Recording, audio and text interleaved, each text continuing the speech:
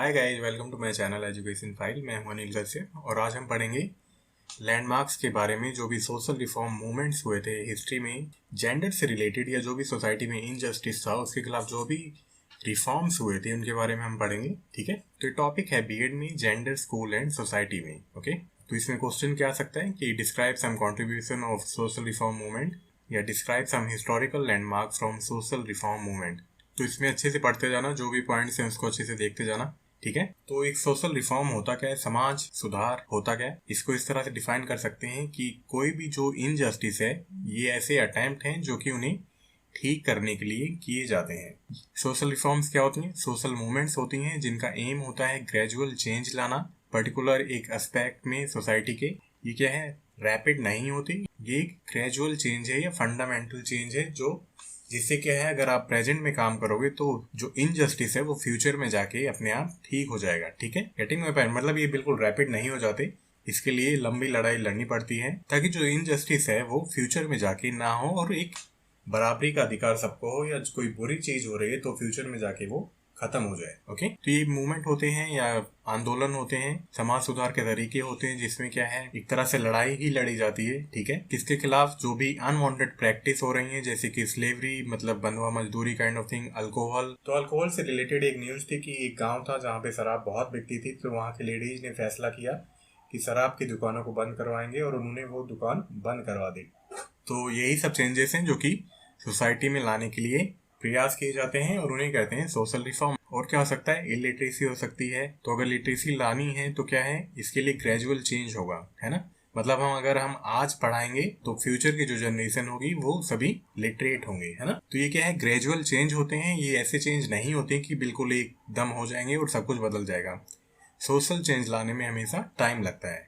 ठीक है, और क्या है, इक्वलिटी के लिए लड़ाई हो सकती है, विमेन एजुकेशन के लिए बात कही जा सकती है, विमेन के राइट्स के बारे में बात कही जा सकती है। तो ये सभी क्या है, सोसाइटी में दिक्कतें हैं जिनके खिलाफ सोशल रिफॉर्मर्स ने हमारे पास्ट में काम किया और प्रेजेंट में किया और फ्यूचर में भी ये काम चलते रहेंगे। ठीक है, क्योंकि कुछ ना कुछ इनजस्टिस सोसाइटी में रहता ही है और ये ऐसा टॉपिक है कि इसके बारे में जितना पढ़ो उतना कम है, तो हम बस यहाँ पे बीएड पॉइंट ऑफ व्यू से पढ़ेंगे। ओके, तो ऐसे बहुत सारे मूवमेंट्स है जिसके कारण क्या है कोई भी कंट्री एक प्रॉपर शेप में आता है या अच्छी दिशा में आगे बढ़ता है। ठीक है, चलो, तो रिफॉर्मर्स हो सकते हैं प्रोहिबिशनिस्ट। तो ये क्या करते हैं, ये किसी अनलॉफुल चीज को रोकते हैं, जैसे कि अल्कोहल इलीगल है, इलीगल तो नहीं है, मतलब बहुत ज्यादा हो जाता है तो क्या है फिर जिंदगियां खराब करने लगता है, लोग पी के पड़े रहते हैं ऐसे, तो उनकी फैमिली दुखी होती है, उनके आसपास के लोग दुखी होते हैं। तो कई गांव में आपने देखा होगा, कई शहरों में देखा होगा, जो फीमेल्स हैं वो बेड़ा उठा लेती हैं, फिर वो उसके खिलाफ लड़ती हैं। ठीक है, तो उन्हें क्या कहेंगे हम? प्रोहिबिशनिस्ट, जो किसी काम को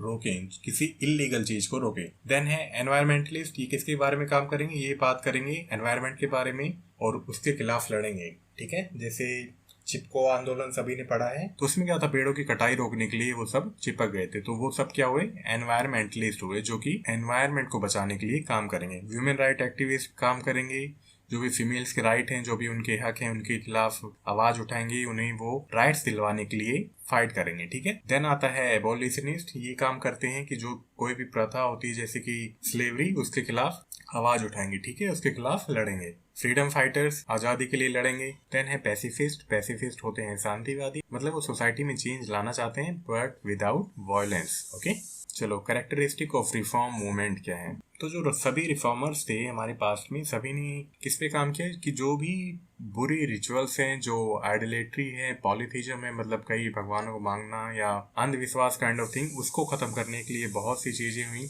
चाइल्ड मैरिज जैसे रिचुअल्स को खत्म करने पे बात हुई। कास्ट बेस्ड सिस्टम या जो भी जातिवाद था उसको खत्म करने के लिए बहुत काम हुए। सभी रिफॉर्मर्स क्या चाहते थे कि एक प्रॉपर यूनिटी हो, ब्रदरहुड हो, मतलब भाईचारा हो। ठीक है, और सभी रिलीजन्स आपस में अच्छे से रहें। तो जैसे मैंने बताया, रिफॉर्मर्स ने किस पे अटैक किया? जो भी अंधविश्वास था, जो भी बुरी प्रथाएं थी, उन्हें खत्म करने के लिए बहुत काम किया। रिफॉर्मर्स ने अनटचेबिलिटी पे भी काम किया, जो छुआछूत थी, जो छोटी जाति को बहुत बुरा माना जाता था कि वो अनटचेबल हैं, उन्हें टच नहीं करना चाहिए, तो उसे खत्म करने के लिए बहुत काम हुए। तो एक भाईचारा लाने के लिए या यूनिटी लाने के लिए बहुत काम हुए हमारे पास्ट में। जो रिफॉर्मर्स थे उन्होंने पेट्रियोटिज्म के लिए भी काम किया, सेल्फ रिस्पेक्ट लाने के लिए काम किया और इंडिपेंडेंस लाने के लिए भी काम किया। जैसे कि स्वामी दयानंद सरस्वती जी, स्वामी विवेकानंद जी, महात्मा गांधी जी, ये सभी क्या थे? रिफॉर्मर्स थे जिन्होंने बहुत अच्छे अच्छे काम किए एजुकेशन की फील्ड में। जो रिचुअल्स थे बुरे उनको खत्म करने की फील्ड में, गर्ल्स एजुकेशन की फील्ड में। तो ऐसे बहुत से रिफॉर्मर्स हुए हैं, बहुत से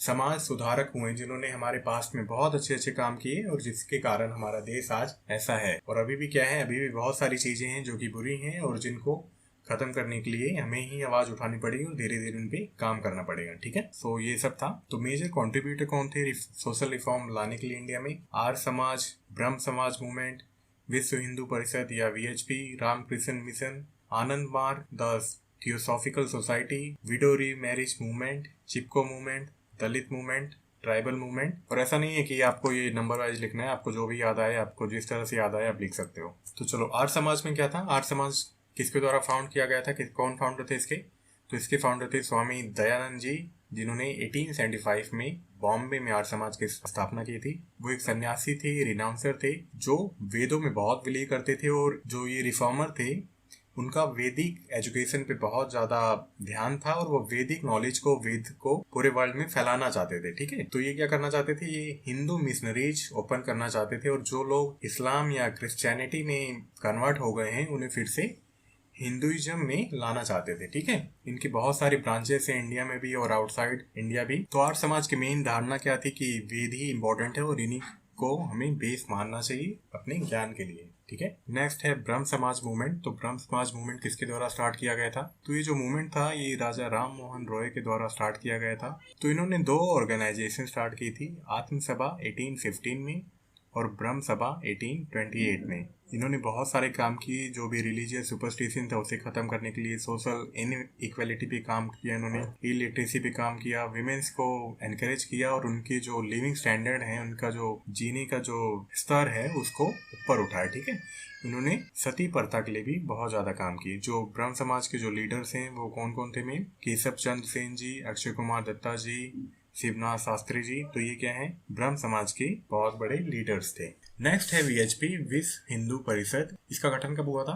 तो वीएचपी का गठन हुआ था 1964 में। MS Golwalkar, SS Apte in collaboration with Swami Chinmayananda ji, इनके द्वारा इसका गठन हुआ था। और इसका गठन किसने किया था? जो चीफ थे, जिन्हें कहते हैं सेकंड सर संचालक ऑफ द राष्ट्र स्वयं सेवक संघ, जो आरएसएस है उसके जो सेकंड सर संचालक थे श्री माधव गोलवालकर जी, उन्होंने इसकी शुरुआत की थी इनके साथ, एसएस आप्टे जी के साथ और स्वामी चिन्मयानंद जी के साथ। ठीक है, तो ये भी क्या थे? कास्ट सिस्टम को खत्म करना चाहते थे और सभी हिंदुओं को यूनाइट करना चाहते थे। ठीक है, इनके आप सबको पता होगा, इनके बहुत सारे हॉस्पिटल्स हैं, स्कूल्स हैं, हॉस्टल्स हैं और ये दलित का स्टैंडर्ड भी अपलिफ्ट करना चाहते थे। ओके, तो नेक्स्ट है रामकृष्ण मिशन। एक्चुअली ये शुरू हुआ था स्वामी विवेकानंद जी के द्वारा 1897 में। वो इनके स्टूडेंट थे रामकृष्ण जी के। ठीक है, ये बहुत बड़े संत थे। तो इन्हीं के कदमों पे या इन्हीं से इन्फ्लुएंस होकर इन्होंने एक वॉलंटरी और फिलंथ्रोपिस्ट ऑर्गेनाइजेशन का गठन किया जिसे कहते हैं रामकृष्ण मिशन।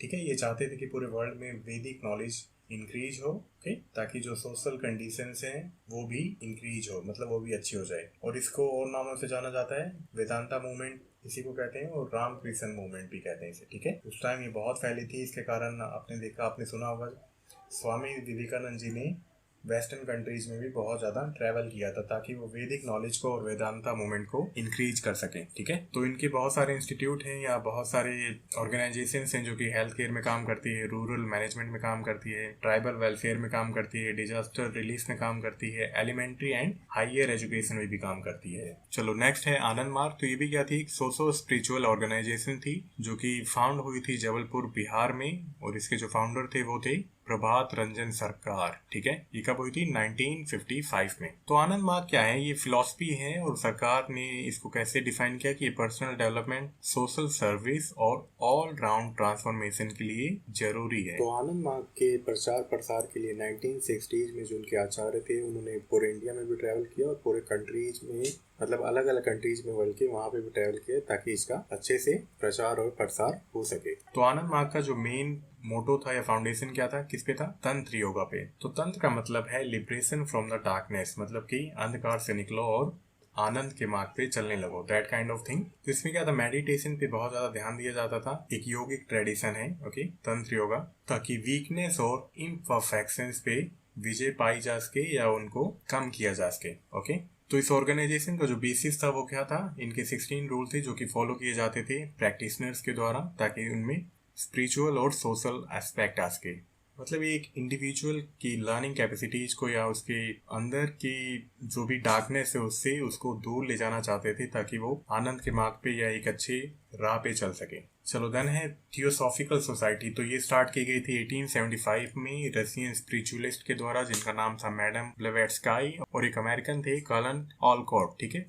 तो इन्होंने थियोसॉफिकल सोसाइटी का गठन किया था अमेरिका में, ठीक है। तो वो इंडियन फिलॉसफी जो कि कर्मा से रिलेटेड है उससे बहुत ज्यादा इन्फ्लुएंस थे, बहुत ज्यादा प्रभावित थे, ठीक है। तो उन्होंने 1875 में इसका गठन किया और 1886 में इसका गठन इंडिया में भी हुआ। कहाँ पे? अद्यार, जो कि है चेन्नई के पास। देन आता है इसमें रोल एनी बसंत का, आप सभी ने सुना होगा। ये एक आयरिश वुमेन थी, ये इंडिया से बहुत ज्यादा प्रभावित थी, ठीक है। 1893 में आई थी और इन्होंने क्या है, थियोसॉफिकल सोसाइटी को इंक्रीज करने में और वैदिक फिलॉसफी को बढ़ाने में और उसका प्रचार प्रसार करने में बहुत ज्यादा योगदान दिया। और ये इंडियन से अपील करती थी कि अपने कल्चर को मानने में या प्राइड करने में कोई बुराई नहीं है, ठीक है। और जो भी ये थियोफोरिस्ट थे, जो भी थियोसॉफिकल सोसाइटी से रिलेटेड थे, उनका मानना था कि जो इंडियन रिलीजन है और ब्रदरहुड है उसको रिवाइव किया जाए, उसको इंक्रीज किया जाए ओके। इन्होंने सेंट्रल हिंदू कॉलेज का गठन किया जिसे आज हम जानते हैं BHU के नाम से, ठीक है। और एनी बेसेंट के बारे में सबको पता है, इंडियन पॉलिटिक्स में भी बहुत बड़ा रोल है और वो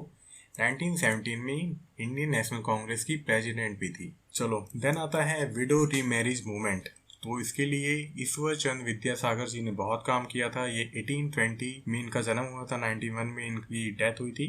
तो इन्हीं के कारण जो था, जो हिंदू विडो रीमैरिज एक्ट 1856 में आया था, जो कि ड्राफ्ट किया गया था लॉर्ड डलहौजी के द्वारा और लॉर्ड कैनिंग ने इसे पास किया था। तो इसमें जो ईश्वर चंद्र विद्यासागर जी हैं, इन्होंने पिटीशंस डाली थी ताकि जो हिंदू विडोज हैं उनकी फिर से मैरिज की जा सके। लेकिन इनके खिलाफ क्या है, पर इनके खिलाफ क्या हुआ, बहुत ज्यादा अगेंस्ट पिटीशंस आ गई। लेकिन जो ये लॉर्ड डलहौजी थे ना, इन्होंने उस पर ज्यादा ध्यान नहीं दिया क्योंकि ये भी बिलीव करते थे कि विडोज की शादी या रीमैरिज होनी चाहिए, क्योंकि बहुत यंग एज में जब शादी हो जाती थी, बाल विवाह हो जाता था, तो वो पूरी लाइफ उन्हें सिंगल रहना पड़ता था और बिल्कुल बहुत अलग थलग जीवन था और बहुत जीने का जो स्तर था वो बहुत नीचे था। तो लॉर्ड डलहौजी ने ये सभी बातें नहीं मानी, उन्होंने ड्राफ्ट बना दिया जो कि कैनिंग ने उसे फिर पास कर दिया था, ठीक है। और ये क्या था, बहुत बड़ा सोशल रिफॉर्म था जो कि सती प्रथा के बाद आया था। और ये सती प्रथा वाला किसने खत्म किया था?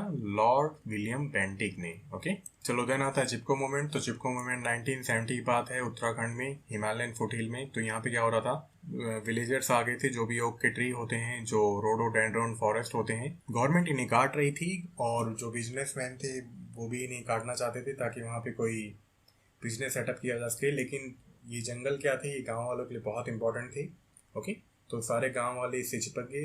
बेसिकली फीमेल्स ज़्यादा थी उसमें, क्योंकि जो टिम्बर था, जो भी आग जलाने की लकड़ी थी, जो भी फ्रूट्स थे, वेजिटेबल्स थे, वो सब क्या है उसी जंगल से आता था। तो क्या है, चिपको मूवमेंट या चिपको आंदोलन बहुत ज़्यादा फेमस हो गया ओके। और इसके बाद क्या है, ये फॉरेन में भी बहुत ज़्यादा फेमस हो गया, ठीक है। तो ये क्या हो गए, एनवायरमेंटलिस्ट हो गए सभी। चलो देन आता है दलित मूवमेंट। तो जो वर्ड दलित है वो मोस्टली हिंदी में, मराठी में, गुजराती में यूज होता है और कई इंडियन लैंग्वेज में यूज होता है। और ये क्या शो करते हैं कि जो ऑप्रेस्ड पर्सन है, मतलब जिनके साथ बुरा व्यवहार या जिनके हक को दबाया जाता है, उन लोगों के लिए ये वर्ड यूज किया जाता था, ठीक है। तो पहली बार न्यू कंटेक्स्ट में मराठी में कब यूज हुआ इसका, उसमें क्या मतलब था इसका कि जो लोग ब्रोकन है, मतलब जिनके साथ बुरा व्यवहार किया है, जो निचले स्तर पे रहते हैं, मतलब in the sense of economy, पढ़ाई के बारे में या सोशो इकोनॉमिक कंडीशंस के बारे में, और उनको बड़ी जाति के द्वारा दबाया जाता है या उनके साथ बुरा व्यवहार किया जाता है, ठीक है। तो बहुत सारे दलित मूवमेंट्स हुए थे। सतनामी मूवमेंट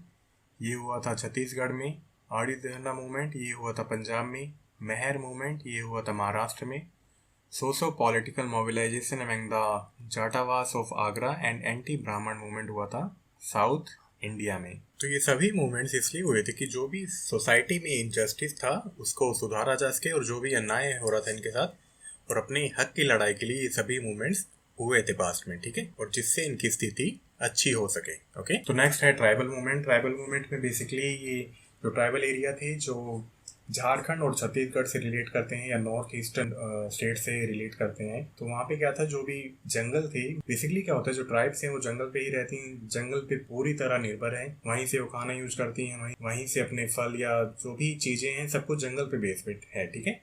तो बीच में क्या हो रहा था कि गवर्नमेंट जो थी वो जंगल हथियाना चाहती थी अपनी यूज के लिए, अपने पर्पस के लिए, ताकि वो वहाँ पे कोई फायरिंग रेंज बना सकें, कोई इरिगेशन का प्रोजेक्ट लगा सकें, और बहुत सारे ऐसे प्रोजेक्ट थे कि फॉरेस्ट को यूज किया जा सके। तो बहुत सारी मूवमेंट्स हुई थी और उन्होंने अपने हक के लिए लड़ाई लड़ी। जैसे कि सैंथल के बारे में है, ये कहाँ था, ये बिहार में था। ये मूवमेंट हुई थी 1855 से 1856 में। बोडो मूवमेंट हुई थी असम में 1987 में। देन है मुंडा रेबिलियन, ये हुई थी रांची में 1899 में, जो कि आजकल क्या है, झारखंड का एरिया है, ठीक है। तो ट्राइबल मूवमेंट में आप लिखना चाहो तो लिख सकते हो, आपको जो भी पॉइंट्स इसमें इंपॉर्टेंट लगे आप वो लिख सकते हो, और जो ना लगे वो छोड़ सकते हो। तो जो भी कंटेंट है वो लक्ष्मी की बुक के अकॉर्डिंग है इसमें। तो इस टॉपिक में इतना ही था। आई होप आपको समझ में आया हो। सो अगर ये वीडियो आपको अच्छा लगा आप लाइक कर सकते हो, चैनल को सब्सक्राइब कर सकते हो, फ्यूचर नोटिफिकेशन के लिए दबा सकते हो bell icon. Till then bye bye, take care.